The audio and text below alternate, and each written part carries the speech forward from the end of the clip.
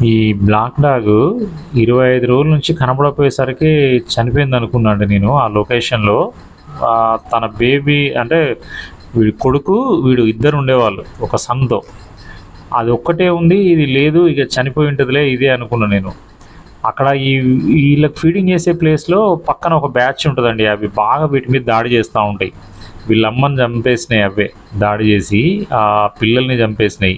ఒక 2 male dogs అక్కడి నుంచి పారిపోయినాయి. ఇంతకుముందు కలిసి ఉండేవి గానీ ఎందుకో విపరీతంగా ఫైటింగ్ చేసుకుంటే ఇది కూడా 25 రోజుల నుంచి లేపేసరికి తను కూడా భయంతో పారిపోయిందో, చనిపోయిందో అనుకున్నా కానీ పక్క స్ట్రీట్‌లో కనబడింది నాకు ఈరోజు.